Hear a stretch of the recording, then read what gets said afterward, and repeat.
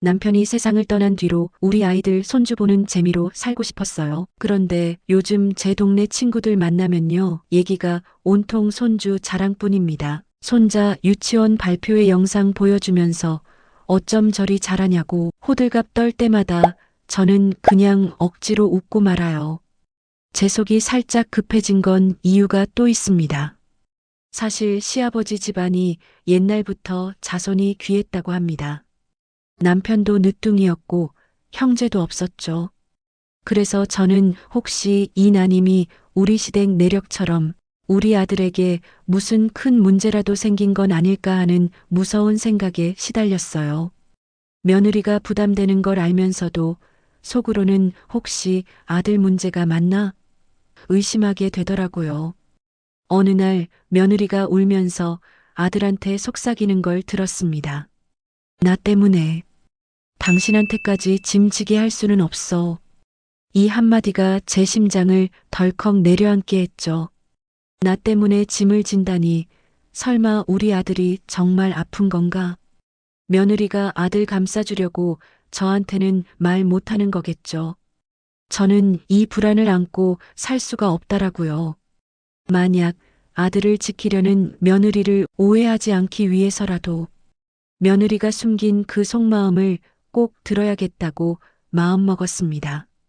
남편이 암으로 갑자기 세상을 떠난 뒤 저는 정말 힘들었습니다. 아들은 아빠가 아픈 상태에서 결혼했고 딸은 제가 손잡고 결혼식장 입장했었죠. 그래서 저는 우리 아이들한테 늘 미안하고 고마웠어요. 특히 며느리는 제가 힘들 때 묵묵히 제 곁을 지켜준 귀한 딸 같은 아이였습니다. 근데 요즘 제 친구들을 보면요. 다들 손주들 데리고 여기저기 놀러 다니고 맛있는 거 먹이면서 행복하게 살아요. 저는 그런 친구들 보면서 나도 저렇게 살고 싶다는 생각이 들면서도 한편으론 며느리한테 손주 언제 낳냐는 말 한마디도 못 꺼냈습니다. 저희 집은 난임 문제 앞에서 차가운 침묵만 흘렀습니다. 며느리는 힘든 시술 얘기를 저한테 절대 안 했고, 저도 혹시 아들에게 문제가 있을까봐 너무 무서워서 며느리에게 솔직한 심정을 털어놓지 못했죠. 서로 아끼고 걱정하는데도 가장 중요한 문제 앞에서는 서로를 피하게 되더라고요. 친구들의 웃음소리와 우리 집의 무거운 침묵이 너무 대비되니까 저는 이 모든 난임의 원인이 우리 시댁처럼 대를 잇는 아들의 문제일 거라는 의심을 떨칠 수가 없었어요. 여러분, 가까운 사람한테도 아픈 진실을 말하지 못하고 혼자 끙끙 앓는 그 답답하고 무서운 마음을 아시나요? 이 침묵이 저를 답답하게 만들었습니다. 병원 좀 쉬었다 가봐. 너무 무리하지 마. 제가 무심코 건넨 이 말이 며느리에게는 또 다른 짐이었나 봅니다. 며느리는 그날 저 앞에서 참았던 눈물을 펑펑 쏟았습니다. 어머니, 저도 노력하고 있어요. 정말 너무 힘들어요. 며느리의 울음은 제 마음을 천길만길 흔들었습니다. 저는 그날부터 다시는 손주 얘기를 꺼내지 않겠다고 다짐했어요. 근데 며느리의 울음 속에는 단순히 시술이 힘든 것 이상의 뭔가가 느껴졌습니다. 저는 여전히 난임의 원인이 우리 아들 탓일까봐 겁이 났습니다. 남편 집안이 원래 자손이 귀했다는 그 얘기가 계속 머릿속을 맴돌았죠. 며칠 뒤 며느리가 갑자기 친정에 다녀오겠다며 급하게 짐을 쌌습니다. 아들이 출장 때문에 같이 못 가게 된 상황이었죠. 난임으로 힘든 시기에 왜 혼자 친정을 가야 했을까요? 저는 며느리가 친정에 가서 난임 문제의 가장 깊은 속사정을 상의하고 오는 건 아닐까 하는 불안감을 느꼈습니다. 만약 그 원인이 아들 문제라면 며느리는 친정 식구들한테 얼마나 마음고생을 털어놓고 있을까요? 저는 며느리의 친정 방문이 이 문제의 결정적인 실마리가 될 것만 같은 불길한 예감을 떨칠 수 없었습니다. 며느리가 친정에서 돌아온 뒤 힘든 시술을 그만두겠다고 했습니다. 엄마, 이제 무리래요. 너무 힘들어해서. 아들의 목소리에는 완전히 포기한 듯한 슬픔이 묻어 있었습니다. 저는 며느리가 시술을 포기하는 이유가 자신 때문이 아니라 우리 아들의 문제를 덮으려는 희생일 거라고 믿었습니다. 저는 결국 불안감을 이기지 못하고 며느리 친정 엄마한테 조심스럽게 전화를 걸었습니다. 사돈, 혹시 우리 아들한테 무슨 병이라도 있는 건 아닐까요? 우리 집이 원래 자손이 귀해서 제가 더 마음이 불안해서요. 친정 엄마는 깜짝 놀라며 말했어요. 에이, 사돈. 그게 무슨 말씀이세요? 사위는 멀쩡해요. 오히려 우리 집안이 좀 그래요. 오래된 문제 때문에 우리 애가 시댁에 짐될까봐 혼자 소갈이 하는 거죠. 우리 집안의 오래된 문제. 친정 엄마의 이 알쏭달쏭한 한마디가 저에게는 충격적인 단서였습니다. 아들의 문제가 아니었다는 말에 안도하는 것도 잠시 저는 며느리가 숨기려 했던 난임의 진짜 원인이 무엇인지 알게 될 것 같았습니다. 하지만 저는 여전히 시아버지 집안처럼 아들에게 문제가 있는 게 맞을 거야 하는 의심을 놓지 못했습니다. 친정 엄마가 며느리를 위해 거짓말하는 것 아닐까요? 이 혼란 속에서 저는 며느리에게 모든 것을 터놓고 이야기해 보기로 결심했습니다. 저는 더 이상 며느리를 의심하고 싶지 않았습니다. 며칠 뒤 며느리에게 조용히 차 한잔 하자고 불렀습니다. 며느리 앞에서 저는 용기를 내어 먼저 제 속마음을 솔직하게 털어놓았습니다. 아가, 엄마 솔직히 말할게. 나는 내가 힘들 때마다 우리 집안 내력 때문에 아들에게 무슨 병이 생긴 건 아닐까, 내가 그걸 숨기려 하는 건 아닐까 하고 나쁜 상상만 했단다. 내가 우리에게 말 못하는 게 뭔지 엄마한테 이제 이야기해 줄 수 없겠니? 제 진심을 들은 며느리는 눈물을 글썽이며 고개를 들었습니다. 그리고는 떨리는 목소리로 오랫동안 숨겨왔던 충격적인 비밀을 털어놓기 시작했습니다. 어머니, 죄송해요. 난임의 원인은 사실 저희 친정 쪽의 유전적인 문제 때문이에요. 오래전부터 저희 집안 여자들이 난소 기능이 안 좋거나 아기가 생기기 어려운 가족력이 있었어요. 이 사실을 알면 어머니가 저를 골칫덩이로 보실까봐, 저 때문에 아들이 힘들어진다고 쫓아내실까봐 너무 무서웠어요.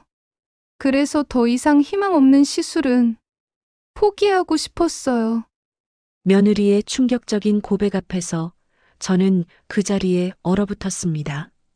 제가 그토록 걱정했던 우리 아들의 문제가 아니라는 사실에 안도감이 밀려왔고, 동시에 며느리가 홀로 짊어졌을 유전적인 고통에 눈물이 쏟아졌습니다. 난임의 원인이 우리 시댁의 대를 잇는 문제가 아닌 며느리 집안의 유전이었다는 게 저에게는 오히려 구원처럼 느껴졌습니다. 며느리의 눈물은 자신이 겪는 난임의 고통뿐만 아니라 가족에게 짐이 될까 두려워했던 죄책감에서 나온 것이었습니다. 며느리의 충격적인 고백을 듣고 저는 그 아이를 벌떡 일으켜 세워 꼭 안아주었습니다. 아들의 문제가 아니었음에 안도한 것도 잠시, 저는 며느리가 그동안 혼자 감당해왔던 유전적인 고통의 무게 앞에서 마음이 무너졌습니다. 그동안 며느리를 오해하고 아들의 문제만을 걱정했던 제가 너무나 부끄러웠습니다. 아가, 미안하다. 내가 너의 아픈 속은 모르고 내 아들 걱정만 했구나. 내가 이 사실을 얼마나 무서워하며 숨겼을까. 저는 며느리의 등을 토닥이며 진심을 전했습니다. 너는 이 집에 아기 낳아주러 온 사람이 아니야. 우리 아들 아내가 되어주고 나의 귀한 딸이 되어주려고 온 거잖아. 아기를 낳는 것보다 내가 내 곁에 행복하게 있는 게 제일 중요하다. 너의 친정 문제, 그것도 이제는 우리 가족의 문제야. 혼자 짊어지지 마라. 저의 진심 어린 용서와 이해 앞에서 며느리는 그동안의 짐을 완전히 내려놓은 듯 서럽게 울었습니다. 아들도 조용히 옆에 와서 우리 모녀를 따뜻하게 안아주었습니다. 이 고백의 순간은 난임으로 인해 벌어졌던 침묵의 벽을 완전히 무너뜨렸습니다. 진실이 오히려 우리를 갈라놓는 것이 아니라 더 깊은 가족의 사랑으로 묶어준 것입니다. 저의 진심과 아들의 변함없는 지지에 힘을 얻은 며느리는 다시 용기를 냈습니다. 유전적 문제가 있다는 것을 알았지만 아들 부부는 포기하지 않고 전문가의 조언을 받아 시험관 시술에 다시 도전했습니다.